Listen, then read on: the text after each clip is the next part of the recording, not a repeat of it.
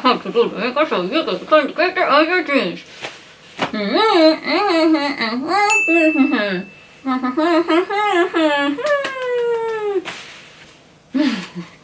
Okay, all joking aside, this was a really cute cosplay to make, and I'm really happy how great it turned out. This took me about 4 days to make, so I hope you guys enjoy this tutorial, and let's go ahead and get into it. Phew! So today we're going to be using two different patterns. I'm using New Look 6914, and we'll be using Vest B for the first option of this outfit, and then I'm going to be using Quick Sew pattern 2310 for the longer skirt. The reason why is because I just don't want to draft a skirt pattern. So the fabric of choice I'm going to be using right now is a very nice black grenadine. I think this is what it is. It's not a cotton. It feels like a polyester, but it's not, and it is woven. This has very little stretch, and it is a pure black. I got this at Veststoffa, and that's based here in Denmark. Feel free to choose your own different black material, but I think this one will work perfect. And of course, now just go ahead and pin it all out and then cut it out. So now you can see that I have everything cut out. What I'm going to do is attach the skirt pieces first and then let it drape so that way the hem will get stretched out correctly, and then I'll cut out a waistband for this. So I'm just going to do a basic stitch at the sides here to here, making sure this is the middle piece. But first I have to cut it open. Oh my god. So since it's still on fold, slowly make my way across, and we good. Pin two sides of the other skirt to it and then take it to the sewing machine. Here I'm gonna start draping the skirt, make sure it stretches appropriately, looks nice, and I'm just gonna leave that maybe for a few hours, see if it stretches. Afterwards, I'm going to add the hem, ruffle hem at the bottom, and then the gold line. I think there's another embellishment, but then I will add the waistband after I get done with the bottom part. Now I'm going to unpin all of the vest and then assemble it the way that it says to assemble. Now that I got the front all together and sewn on, I'm not going to do the sleeves or connect it yet at the shoulders. I'm going to go ahead and hem the bottom part so it looks really nice. I decided since this is just a cosplay, I'm just going to not line it and I'm just going to finish the raw edges on the inside. For the hem, I made sure to pin it first, and then I drafted one side while it was on the mannequin. I'm going to cut off the bottom and then do a nice roll hem. So what I'm going to do now with the skirt hem, I'm going to sew this lace on top of it, right sides together. Then I'm going to fold over that hem, sew it down so that way the lace pops out and it creates a nice crisp line. The bottom hem looks really nice and wavy, but that's not what we want for this outfit. Now that I have this lace attached, I'm going to fold it over and then I'm going to sew on top of it. This is because I want the lace to become very pronounced and that I didn't want to lose any of the actual distance on the lace hem. So I had made this trim a long time ago. I haven't used it, but I think this would be a perfect color to go at the bottom hemline.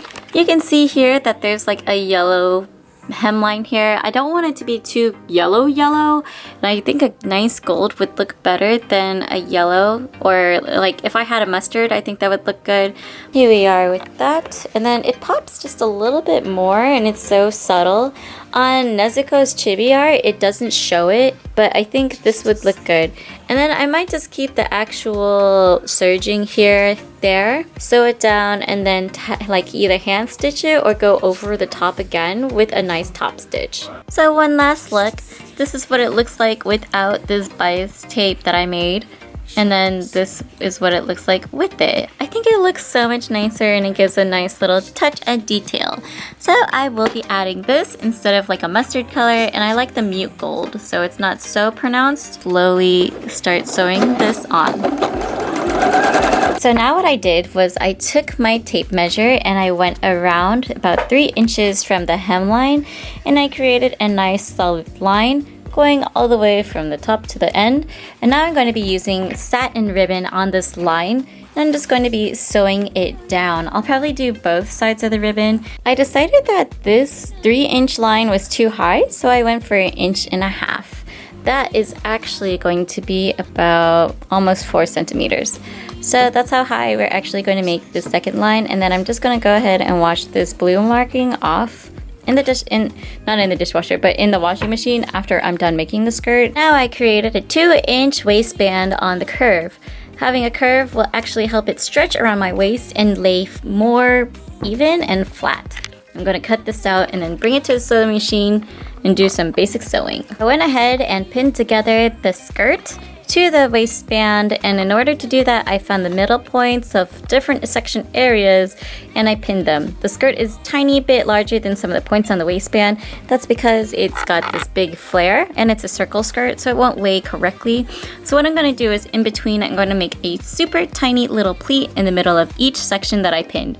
I pinned it about 4 different times on each front part and back part.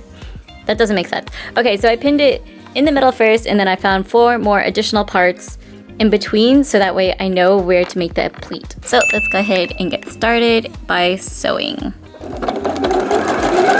Now I'm going to be using this beautiful pink stretch taffeta for the apron. I almost said waistband. Whoops!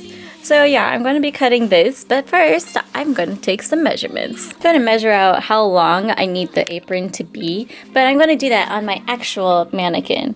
Make sure that it's not too long. I want it to be a little bit high. I'm going to base mine about 10 inches with seam allowance, and then of course I need to make it go around, so I need to make a new waistband on me for the apron. So I need to make 3 cuts. I need 1 for the ruffles, 1 for the apron itself, and then 1 for the waistband. By the way, do I look really cute in this? Like, I love black, purple, like, it's so cute. So a long time ago, I drafted this skirt panel piece. It looks like this, but now I'm going to slowly extend it more and then work my way all the way up to here. Because an apron doesn't just sit on the front, it wraps around a little bit to the back. So, and I don't want it to be just a basic little square. So we're going to actually extend it out just a little bit more. Probably that much more. So what is that? 6 inches, so about 12 centimeters, something like that. Go all the way over, and then we're going to go all the way up and then do that. And then repeat it for the same side. And I am cutting 2 of these because I want this to have a backing. And then I'm going to actually maybe add interfacing. I'm not sure. Because this might be a really cute apron that I can use for other things. Hello! Did you come to see what we're doing today, Bowsy? Once I was happy with my design, I cut out the front and back pieces at the same time. Once I had the piece cut out, I made sure to line up the sides, and then I pinned it together so I can curve the bottom edge. This bottom edge corner needs to be curved so it can lay nicely and not turn into another skirt. Do you mind? I drew 4 inches across it, and this is going to be my ruffle line. So I'm going to fold it over, and then I'll have 2-inch ruffles for the apron. So now I'm just going to cut this out twice, maybe 3 times, just to be safe so I have extra, and that way I also have some for the waistband. You gonna leave me alone now? Probably not. Okay, so let's go ahead and cut this out a few times. In order for me to do that, I'm going to cut this out, then lay it on top again. So that way I already have a straight line and I just follow it 2 more times. Then we're going to take it that way. Sorry, someone's doing construction and I'm trying to like do this really quickly. So anyways, I'm going to iron this out. Then I'm going to iron this flat to make a nice little fold. So my ruffles will look like this, kind of like all my other ruffles. And then I can pleat it afterwards. Then we'll assemble. Yeah. So now I have this complete undone side of fabric.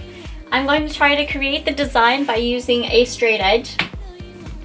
I don't think I have a straight edge large enough, so what I'm going to do is use something that's really long and is straight, and then kind of mark out where I need to make the lines for Nezuko's apron. So Nezuko's apron has like this nice white geometric design. Feel free to do it any which way. You could actually probably buy this material in like the home section. I just I don't have that option for me.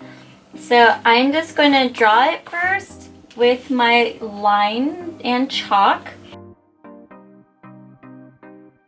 So I just want to show how much progress I've done. On the back side, you can see all the markings that I made. This is not 100% accurate. I can't figure out for the life of me what is accurate on Nezuko's pattern.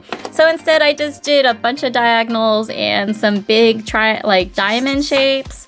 And then I wanted to show you the difference between doing a single stitch versus a 3-stitch. The 3-stitch is the ones that you can see a lot more prominent. So they stick out more versus the single. The single just kind of dissipates. So it's important that you use either something like a stretch stitch. I did not use a satin stitch. Oh, this is actually a stretch stitch too. So this one will do like 2 really close by, but at a diagonal. I am using this one here. So that way it does 3 stitches in 1 stitch area, and that way it's like super good. This material does stretch, so originally I did do a single stitch first to prevent it from stretching. Now I'm going back over it and it's taking forever, but my goodness, it makes the patterns pop so much better. Alright, now that I went ahead and serged the ribbon trim or the ruffle trim, this way when I sew it down it won't come frayed, because usually you have to work with it a lot and this fabric loves to fray. See, look, it's already frayed. That's bad. Anyways, so now what we're going to do is go ahead and pin the ruffle on the inside, and then we're going to make sure that it is pleated. That way we make the nice little ruffle like this. So now we're just going to start at one side and slowly work our way all the way around, pleating it in the process. Once we're done pleating it, we're going to lift this other piece, and then we're going to pin it on that side. We're going to keep the top part open, and then we're going to flip it inside out. You'll see what I mean. Let's go ahead and get started. So I wanted to show you what the ow! Ow! That hurt! That hurt! Oh my god, I'm not bleeding though, so I'm okay. But I did poke myself, so that hurt. Anyways, let's talk about this apron really quickly. So this apron, now that I'm safe, I actually had to embroider this. You can see all the mess ups with the chalk, so this will be turned inside out. And you want to pin your actual ruffle piece to this part first, and then you want to pin your lining to it. Your lining has the most stretch out of all the fabrics, so it has the most give. Versus if you were trying to pin this front piece to the lining, it will not fit because this has no stretch anymore because of all this embroidery parts. So what you want to do is go around the entire perimeter and pin them together, making a nice little pocket, kind of like a bag. We want to keep this top part open. I'm just pinning it so that I know it lines up properly. And then I'm going to be sewing all the way from here, from there. And then when we are done with that, we're going to take out all the pins. If you have any broken pins, make sure to discard them correctly. So let's go ahead and get sewing this together. If you have any questions about this part, let me know. The type of ruffle that I have on this is actually a box pleated ruffle. So that's a little different. If you need a little bit of explanation on that, leave me a comment down below and I will be sure to help you out.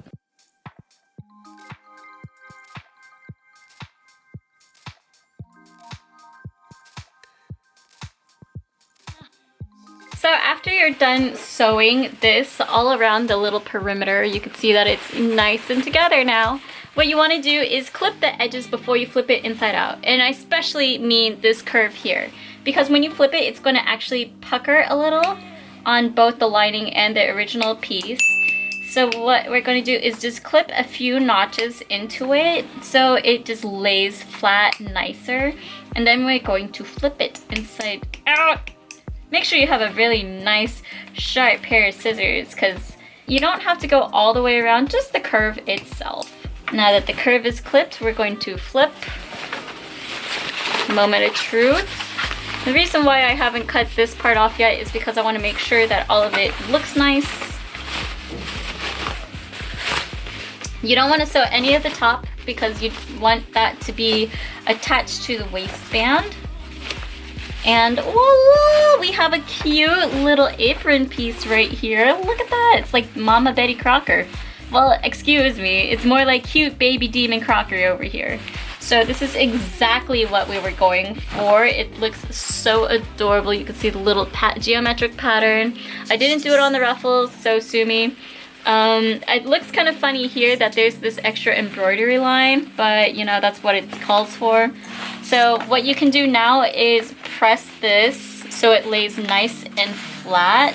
Now that this looks really clean, I'm going to go ahead and cut off the rest of this and then make sure I have enough of this piece for the waistband, and then cut a few more strips so I can make ruffles exactly this style for my vest. Now that I have this ironed and pressed out, you can see how nice the little frills look. I'm so happy.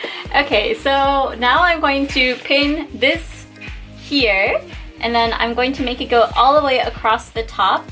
And then I'm going to add a white strip of fabric here to tie back. And the reason for that is I want to go for a little bit of accuracy on that because the back tie of Nezuko actually has a white bow. Why couldn't it just be pink still? I don't know. But what I'm going to do is take the rest of this that I cut off on here.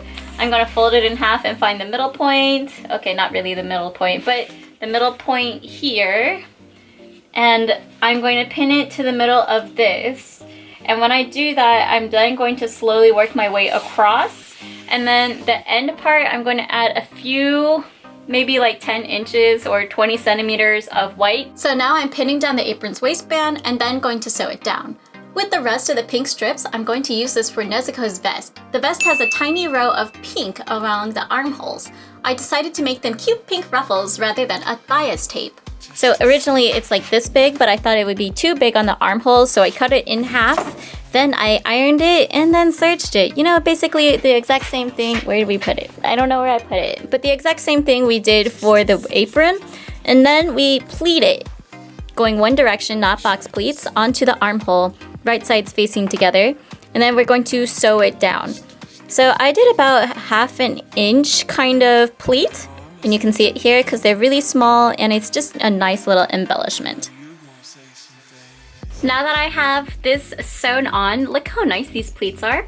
I'm going to fold it over and then I'm going to top stitch this part down using black thread. And this way it'll be nice and concealed and the pleats will lay correctly so it won't fluff outwards. So it's kind of like anchoring down. I like having my carriage case off of my sewing machine so it's easier. And I'm going to start by pushing the fold over first and making sure it's nice and taut so I don't get stuck under it. And then I'm going to fold it and slowly begin. Now that the vest is almost finished, it's time to figure out where I want to add the buttons. So one here, here, and here. So I have this big grab bag of buttons. I'm going to look for some that I think will match. Sometimes with cosplay, it's okay to not be accurate. And you know, buttons is one of those cases where if you find something prettier than just a plain flat gold button, go ahead and use it. Turns out Nezuko's buttons are actually white. So I'm not sure if I want to go with white, but I might try to use like a silver instead. So to finish off the vest, I'm going to practice a few times my buttonhole technique. So I go ahead and put the button at the back part and then drop this little flag. And then I'm using scrap fabric so I can test out how the fabric is going to react. Once I am comfortable doing that, I'm going to bring the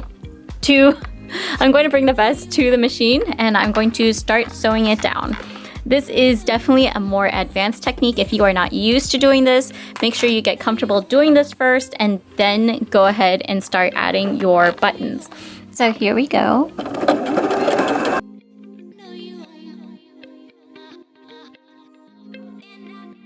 So this is really difficult. They're not completely straight, but that's okay. And now what you want to do is use a seam ripper and just rip open the seam right between it all. Yay! So this is how far we are now. I just need to add the white bow at the back, make the necktie, and the little hat thingy. So now we're going to move on to the white parts because all the other color parts are kind of done, minus that little necktie. So I'm just going to skip that right now. So I have this nice thin white cotton. I'm going to be using a nice lightweight interfacing so that way I can still maneuver this when I need to tie the bow at the back and then create the nice little headband. The headband I'm going to be using is a nice thin one. I'm going to create a little slide for it to go on. and then attach the frills that way. To do the frills, I'm actually going to be cutting out 2 inches, which is also 5 centimeters. So I'm going to slowly mark it out and then make my way across, then iron on my inner facing. So now that I have the inner facing on, I'm going to flip it inside out, and then I'm going to sew it together to create a very nice tubey kind of thing going on here. So now I'm going to flip it and make sure the seam is nice and pressed out with my finger press. And then I'm slowly going to top stitch the top area so it doesn't buckle. So now that I have the base of the headband attache thingy, it has a very nice interfacing here. I made sure all the edges are good. I'm actually going to sew the side in here just a tiny bit so it's nice and clean and doesn't show any of the serging part. Then I'm going to go ahead and attach it here. I'll show you how to do that. But first, let me sew this down. So what I'm going to do is pin this together kind of like this, and then I'm going to flip it around kind of like a bias tape. So first we're going to sew it down, making sure that we have the right side that I want, and then do a really nice edge stitch. Ta-da! I already pinned it down so it's easier for me to sew here.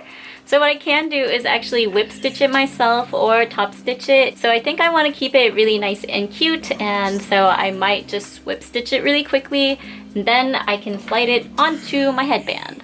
So I usually would do this in the same color, but I'm doing it in contrast so you can see it easier. So when I say whip stitch, I'm going to go around to the back, kind of like a shoelace, and then come out the front. So then I'm just going to pull it outwards, and thus creating a whip stitch. So in order to create a whip stitch, I'm going to go into the fabric, then come out the other side, and then pull. The other side does not see the stitches at all. Now we're just going to keep on going all the way down this little headband. And to test it out. Oh, this might be so big.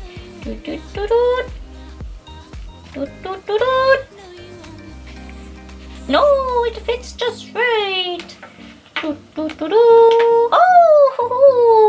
so cute. Ta-da! So for the end part of my apron, I'm actually going to be cutting about 5 inches, which is about 10 centimeters? No, 13 centimeters.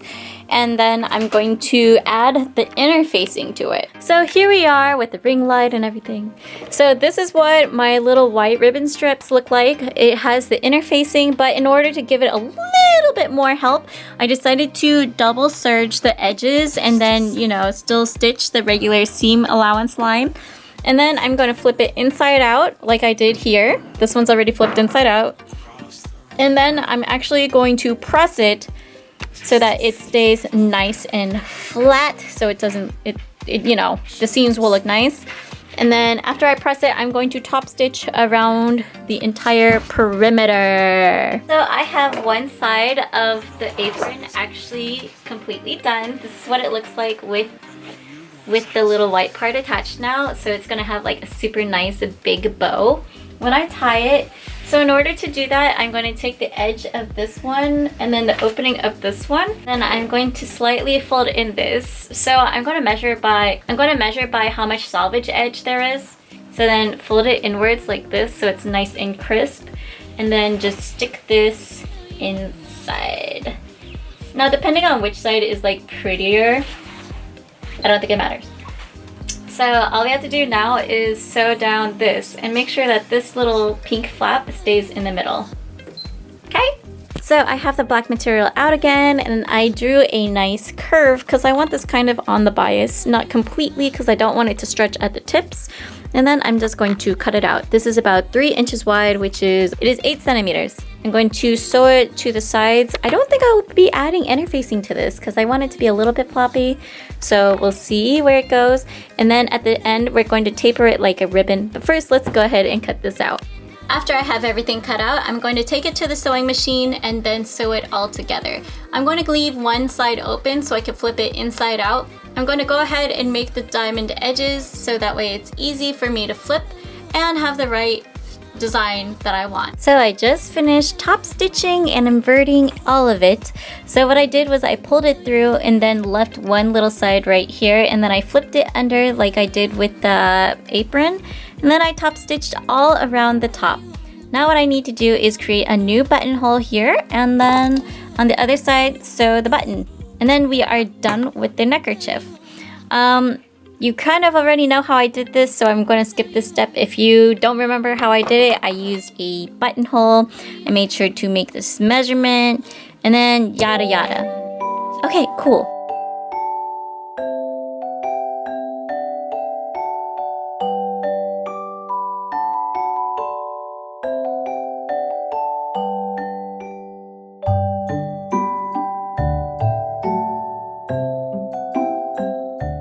Sorry to cut it off really short. I know this video is hella long, so if you haven't checked out some of my other videos, please do so already. I'm going to show you in a different video how to do the dongos, and this way you won't have such a long tutorial here. If you have any questions, make sure to leave a comment down below, subscribe if you're new to my channel, and remember to stay inspired, be creative, and I will see you in a future video. Bye!